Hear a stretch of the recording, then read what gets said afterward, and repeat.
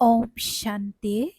আজিৰ তাৰিখ 13 আগষ্ট 2024 বৰ্ষ। প্ৰাতঃ মুৰলী বাপদাদা মধুবন। আজিৰ পিতাৰ অমৃতবাণী হৈছে, মৰমৰ সন্তানসকল, যোগৰ দ্বাৰা তত্ত্বসমূহক পাৱন কৰি তোলাৰ সেৱা কৰা, কিয়নো যেতিয়া তত্ত্বসমূহ পাৱন হ'ব, তেতিয়া এই সৃষ্টিত দেৱতাসকলে পদাৰ্পণ কৰিব। পিতাই আজি মৰমৰ সন্তানসকলক কৈছে যে যোগৰ দ্বাৰা তত্ত্বসমূহক পাৱন কৰি তোলাৰ সেৱা কৰা, কিয়নো যেতিয়া তত্ত্বসমূহ পাৱন হ'ব, তেতিয়া এই সৃষ্টিত দেৱতাসকলে পদাৰ্পণ কৰিব। আৰু আজিৰ প্ৰশ্ন, তোমালোকৰ নতুন ৰাজধানীত কোনো ধৰণৰ অশান্তি হ'ব নোৱাৰে কিয়?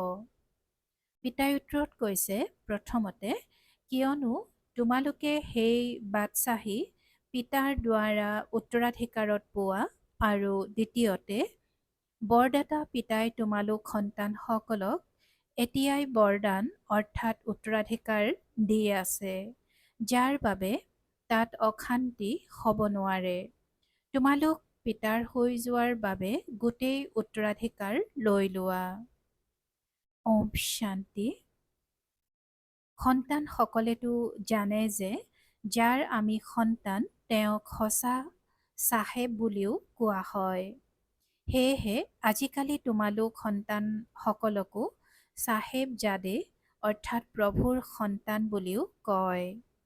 সঁচাৰ ওপৰতো এষাৰি বাক্য আছে, সঁচা খোৱা, সঁচা পিন্ধা। যদিও এয়া মনুষ্যই কোৱা কথা, কিন্তু এয়া পিতাই বহি বুজায়। সন্তানসকলে জানে সকলোতকৈ উচ্চতকৈও উচ্চ পিতাই হয়, যাৰ বহুত মহিমা আছে, যাক ৰচয়িতা বুলিও কোৱা হয়। প্ৰথমতে সন্তানসকলৰ ৰচনা পিতাৰ সন্তান নহয় জানো? সকলো আত্মা পিতাৰ সৈতে থাকে, সেইখনক পিতাৰ ঘৰ বুলি কোৱা হয়, মৰমৰ ঘৰ। এয়া কোনো ঘৰ নহয়। এয়া কোনো ঘৰ নহয়। সন্তানসকলে জানে যে তেওঁ আমাৰ সকলোতকৈ মৰমৰ পিতা। শান্তিধাম হ'ল মৰমৰ ঘৰ, আকৌ সত্যযুগো মৰমৰ ঘৰ হয়, কিয়নো তাত ঘৰত শান্তি থাকে। ইয়াত ঘৰত লৌকিক মাতা পিতাৰো অশান্তি, সেইকাৰণে গোটেই জগততে অশান্তি। তাততো ঘৰতো শান্তি আৰু গোটেই জগততো শান্তি থাকে। সত্যযুগক নতুন সৰু সৃষ্টি বুলি কোৱা হ'ব, সেইখন পুৰণি। এইখন পুৰণি কিমান ডাঙৰ সৃষ্টি। পিতাই আজি কৈছে যে সত্যযুগক নতুন সৰু সৃষ্টি বুলি কোৱা হ'ব, আৰু এইখন পুৰণি কিমান ডাঙৰ সৃষ্টি। সত্যযুগত সুখ শান্তি থাকে, কোনো হাই কাজিয়াৰ কথা নাই, কিয়নো বেসদৰ পিতাৰ পৰা শান্তিৰ উত্তৰাধিকাৰ প্ৰাপ্ত হৈছে। গুৰু গোসাঁয়ে আশীৰ্বাদ দিয়ে, পুত্ৰৱান ভৱ, আয়ুষ্মান ভৱ। এয়া কোনো নতুন আশীৰ্বাদ নিদিয়ে। পিতাৰ পৰাতো শ্ৰুত উত্তৰাধিকাৰ পোৱা যায়। পিতাৰ পৰাতো শ্ৰুত উত্তৰাধিকাৰ পোৱা যায়। এতিয়া পিতাই তোমালোক সন্তানসকলক এয়া সোঁৱৰাই দিছে, সেই পাৰলৌকিক পিতাক ভক্তি মাৰ্গত সকলো ধৰ্মৰ লোকে স্মৰণ কৰে। যেতিয়া সৃষ্টিখন দুখৰ হৈ যায়, এয়া হয় পতিত পুৰণি সৃষ্টি। নতুন সৃষ্টিত সুখ থাকে, অশান্তিৰ নামেই নাই। এতিয়া তোমালোক সন্তানসকলতো পবিত্ৰ গুণৱান হ'ব লাগে, নহ'লে বহুত শাস্তি খাব লাগিব। পিতাই কৈছে যে এতিয়া তোমালোক সন্তানসকলতো পবিত্ৰ গুণৱান হ'ব লাগে, নহ'লে বহুত শাস্তি খাব লাগিব। পিতাৰ লগতে ধৰ্মৰজাও হয়। হিচাপ নিকাচ নিষ্পত্তি কৰাওঁতা বিচাৰ সভা বহে, পাপৰ শাস্তিটো নিশ্চয় পাব লাগিব। যিয়ে ভালদৰে যত্ন কৰে, তেওঁলোকে জানো শাস্তি পাব? পাপৰ শাস্তি পোৱা যায়, যাক কৰ্মভোগ বুলিও কোৱা হয়। এয়াতো ৰাৱণৰ পৰৰ ৰাজ্য, ইয়াত অপাৰ দুখ। ৰাম ৰাজ্যত অপাৰ সুখ পথ থাকে। পিতাজী কৈছে যে ৰাম ৰাজ্যত অপাৰ সুখ থাকে। তোমালোকেতো বহুতকে বুজোৱা, তাৰ ভিতৰত কোনোৱে তৎক্ষণাৎ বুজে আৰু কোনোৱে দেৰিকৈ বুজে। কমকৈ বুজিলে জানিবা তেওঁ ভক্তি দেৰিকৈ কৰিছে। যিয়ে আৰম্ভণিৰে পৰা ভক্তি কৰিছে তেওঁলোকে জ্ঞানো সোনকালে বুজি ল'ব, কিয়নো তেওঁলোক আগত যাব লাগে। তোমালোকে জানা যে আমি আত্মাসকল মৰমৰ ঘৰৰ পৰা ইয়ালৈ আহিছোঁ। শব্দ ৰহিত ছায়াছবি কথাছবি আছে নহয়। সন্তান ধ্যানত গ'লে শুনায় যে তাত ছায়াছবি চলে। জ্ঞান মাৰ্গৰ সৈতে তাৰ কোনো সম্পৰ্ক নাই। মুখ্য কথা হ'ল নিজক আত্মা বুলি বুজি পিতাক স্মৰণ কৰা, বছ, আৰু একো কথা নাই। পিতা নিৰাকাৰ, সন্তানো অৰ্থাৎ আত্মাও এই শৰীৰত নিৰাকাৰ, আৰু কোনো কথা নাহে। আত্মাৰ প্ৰেম এক পৰমপিতা পৰমাত্মাৰ সৈতেই আছে।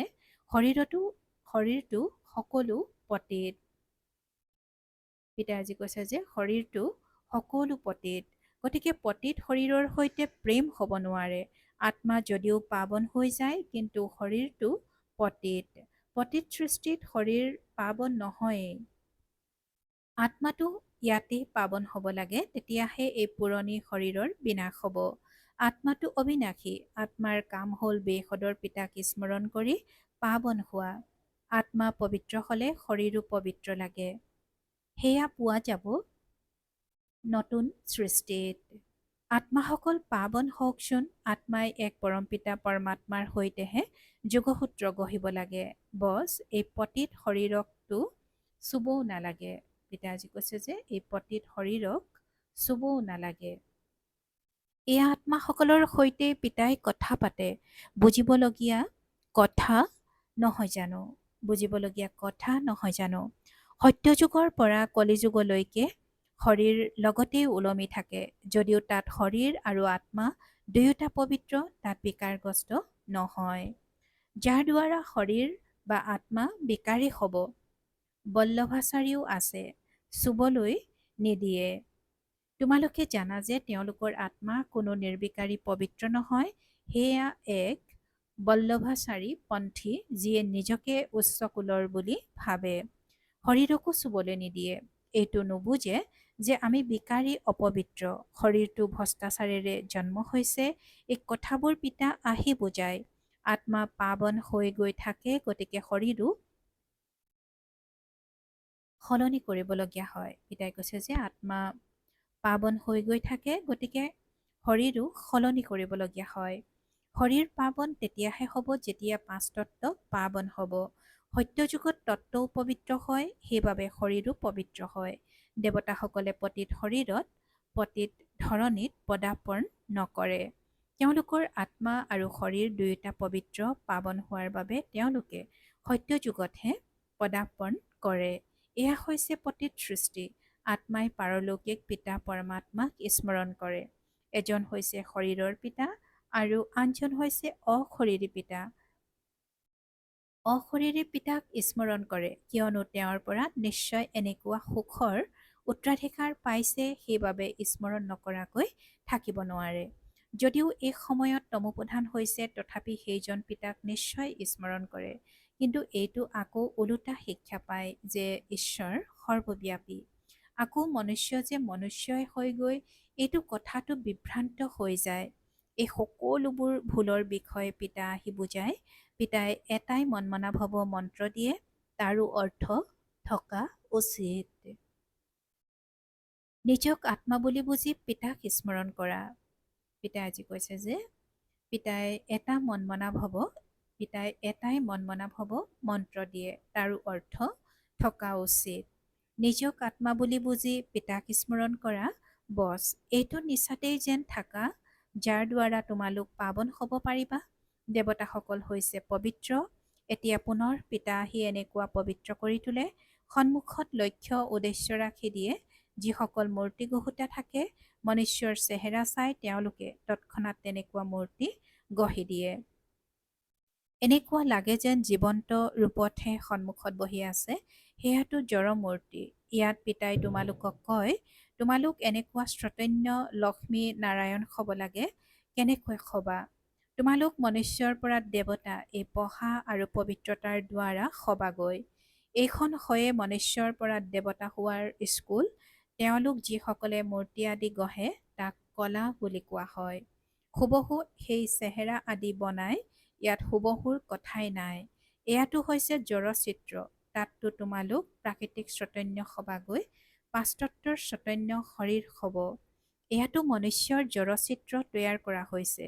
হুবহুতো হ'ব নোৱাৰে, কিয়নো দেৱতাৰ ফটোটো ল'ব নোৱাৰে। ধ্যানত যদিও সাক্ষাৎকাৰ কৰে, কিন্তু ফটো ল'ব নোৱাৰে। এনেকৈ ক'ব যে মই এনেকুৱা দৰ্শন কৰিছোঁ, চিত্ৰটো নিজে বা অন্য কোনেও তৈয়াৰ কৰিব নোৱাৰে। নিজে তেতিয়াহে এনেকুৱা হ'ব যেতিয়া পিতাৰ পৰা সম্পূৰ্ণ জ্ঞান ল'ব। তেতিয়া হুবহু কল্পৰ পূৰ্বৰ দৰেই হ'ব। এয়া এনেকুৱা প্ৰাকৃতিক বিস্ময়কৰ ড্ৰামা। পিতাই বহি এই প্ৰাকৃতিক কথাবোৰ বুজায়। মনুষ্যৰতো এইবোৰ কথা খেয়ালতো নাথাকে। তেওঁলোকৰ অৰ্থাৎ দেৱী দেৱতাৰ আগত গৈ মূৰ দোৱায়। এনেকৈ ভাবে যে এওঁলোকে ৰাজ্য কৰি গৈছে, কিন্তু কেতিয়া এয়া নাজানে। আকৌ কেতিয়া আহিব বা কি কৰিব একো নাজানে। তোমালোকে জানা, সূৰ্যবংশী চন্দ্ৰবংশী যি হৈ গৈছে, সেয়া এই জ্ঞানৰ দ্বাৰা পুনৰ হুবহু নিশ্চয় হ'ব। আচৰিত নহয়নে? গতিকে এতিয়া পিতাই বুজায়, এনেকুৱা পুৰুষাৰ্থ কৰিলে তোমালোক দেৱতা হ'বাগৈ। কৰ্মকাণ্ড সেয়াই চলিব যি সত্যযুগ ত্ৰেতাত চলিব। কিমান যে বিস্ময়কৰ জ্ঞান! এই বুদ্ধিত তেতিয়াহে থাকিব যেতিয়া অন্তৰ নিকাশ হ'ব। সকলোৰে বুদ্ধিত এইবোৰ কথা নাথাকে। যত্নৰ প্ৰয়োজন। যত্ন নকৰিলে কোনোবাই ফল প্ৰাপ্ত কৰিব পাৰে জানো? পিতাইতো পুৰুষাৰ্থ কৰাই থাকে। যদিও ড্ৰামা অনুসৰিয়ে হয়, কিন্তু পুৰুষাৰ্থটো কৰিবলগীয়া হয়। এনেয়ে জানো বহি থাকিব? ড্ৰামাত যদি আছে মোৰ পুৰুষাৰ্থ হৈ যাব। এনেকুৱাও জংঘলী খেয়াল কৰাত ব্যক্তি বহুত থাকে। আমাৰ ভাগ্যত আছে যদি পুৰুষাৰ্থ নিশ্চয় হ'ব। হেৰ', পুৰুষাৰ্থটো তোমালোকে কৰিব লাগে। পুৰুষাৰ্থ আৰু প্ৰাৰব্ধ আছে। মনুষ্যই সোধে পুৰুষাৰ্থ উচ্চ নে প্ৰাৰব্ধ উচ্চ? এতিয়া উচ্চটো প্ৰাৰব্ধহে হয়। এতিয়া উচ্চটো প্ৰাৰব্ধহে হয়। কিন্তু পুৰুষাৰ্থক উচ্চত ৰখা হয়, যাৰ দ্বাৰা প্ৰাৰব্ধ জমা হয়। প্ৰত্যেক মনুষ্য মাত্ৰেই পুৰুষাৰ্থৰ দ্বাৰাই সকলো পায়। কোনোবা এনেকুৱা পাথৰ বুদ্ধিৰো আছে যি ওলোটাকৈ বুজি লয়। বুজা যায় তেওঁৰ ভাগ্যত নাই, ভাঙি পৰে। ইয়াত সন্তানসকলক কিমান পুৰুষাৰ্থ কৰাই ৰাতিয়ে দিনে বুজাই থাকে। নিজৰ চৰিত্ৰ নিশ্চয় শুধৰাব লাগে। প্ৰথম নম্বৰ চৰিত্ৰ হ'ল পাৱন হোৱা। দেৱতাটো পাৱন হ'বই। প্ৰথম নম্বৰৰ চৰিত্ৰ হ'ল পাৱন হোৱা। দেৱতাটো পাৱন হয়েই। পাছত যেতিয়া অৱনমিত হয়, চৰিত্ৰ বেয়া হৈ যায়, তেতিয়া একেবাৰে পতিত হৈ যায়। তোমালোকে এতিয়া জানা যে আমাৰতো অতি উত্তম চৰিত্ৰ আছিল, পাছত একেবাৰে অৱনমিত হৈ গ'ল। সকলোৰে আধাৰ হৈছে পবিত্ৰতা। এই ক্ষেত্ৰতে বহুত কঠিনতাৰ সৃষ্টি হয়। মনুষ্যৰ দুচকুৰে অৰ্থাৎ দৃষ্টিৰে বহুত প্ৰবঞ্চনা কৰে, কিয়নো এয়া হৈছে ৰাৱণৰ ৰাজ্য। তাত চকুৱে প্ৰবঞ্চনা নকৰে। জ্ঞানৰ তৃতীয় নেত্ৰ পোৱা যায়, সেয়েহে ধৰ্মই শক্তি বুলি কোৱা হয়। সৰ্বশক্তিমান পিতাহে আহি এই দেৱী দেৱতা ধৰ্ম প্ৰতিষ্ঠা কৰে। কৰেতো সকলো আত্মাই, কিন্তু মনুষ্য ৰূপত কৰিব। সেই পিতা হৈছে জ্ঞানৰ সাগৰ। দেৱতাসকলতকৈ তেওঁৰ মহিমা একেবাৰে বেলেগ। তেন্তে এনেহেন পিতাক তোমালোকে কিয়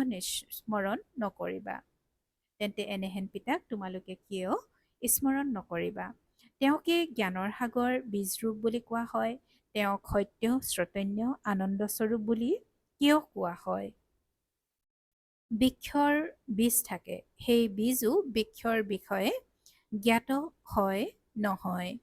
কিন্তু সেয়া হৈছে জড় বীজ। সেই বৃক্ষৰ আত্মা যেন জড়। মনুষ্যৰ মাজত আকৌ চৈতন্য আত্মা থাকে। চৈতন্য আত্মা জ্ঞানৰ সাগৰ বুলিও কোৱা হয়।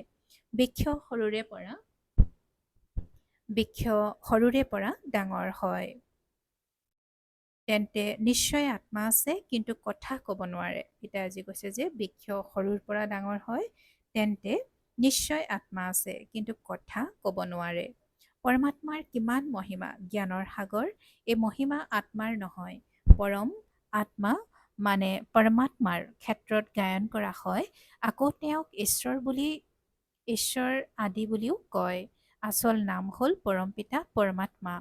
পৰম অৰ্থাৎ সৰ্বোচ্চ, পৰম অৰ্থাৎ সৰ্বোচ্চ। মহিমাও বহুত উচ্চ কৰে। এতিয়া দিনে প্ৰতিদিনে মহিমাও কম হয়, কিয়নো প্ৰথমে বুদ্ধি সতু আছিল, পাছত ৰজু তমোপ্ৰধান হৈ যায়। এই সকলোবোৰ কথা পিতা আহি বুজায়। মই প্ৰত্যেক ৫,০০০ বছৰৰ পাছত আহি পুৰণি সৃষ্টিক নতুন কৰি গঢ়ি তোলো। গায়নো আছে নহয় যে সত্যযুগ হৈছে সত্য, আৰু তাত যি হয় সেয়াও সত্য। শিখসকলৰ গ্ৰন্থ চাহেবত উল্লেখ আছে।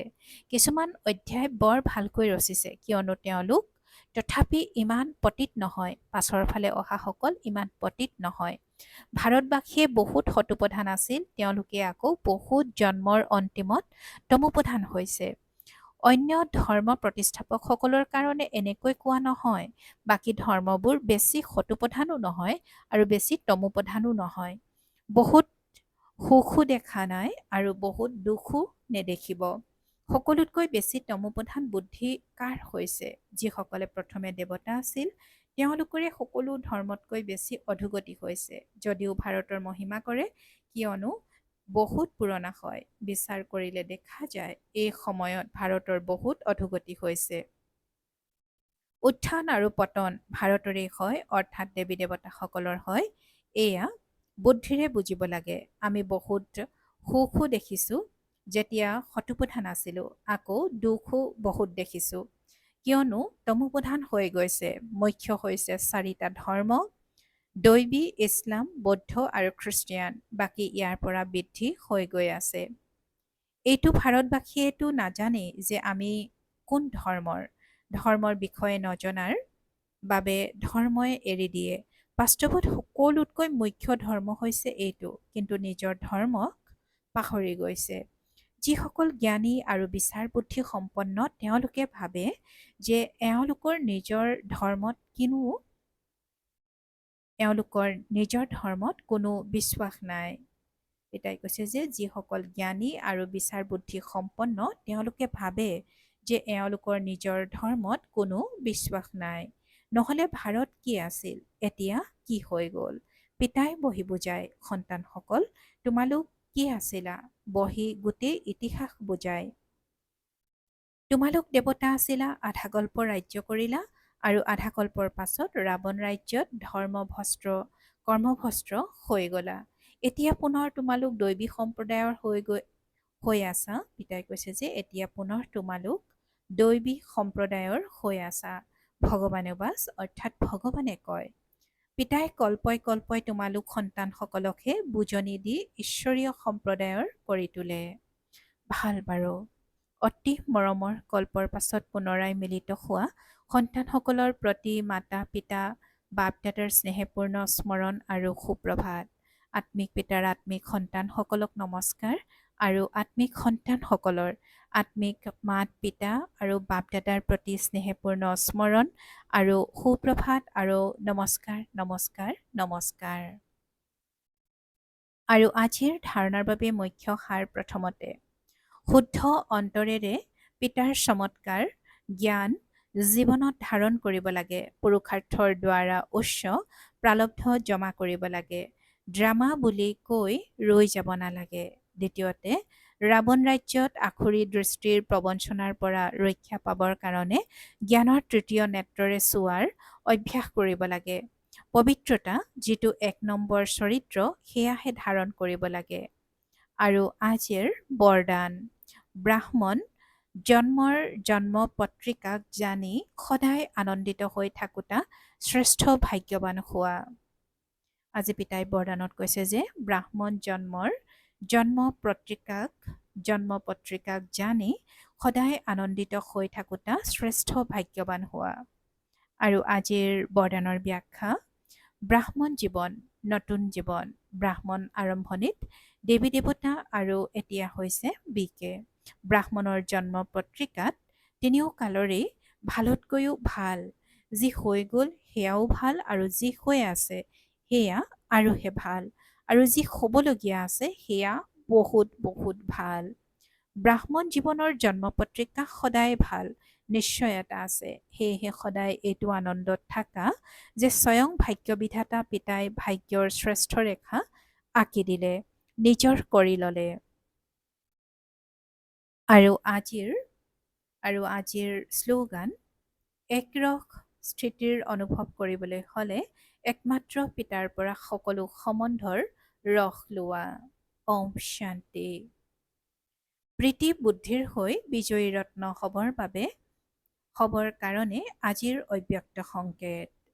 প্ৰীতি বুদ্ধিৰ হৈ বিজয়ী ৰত্ন হ'বৰ কাৰণে আজিৰ অব্যক্ত সংকেত।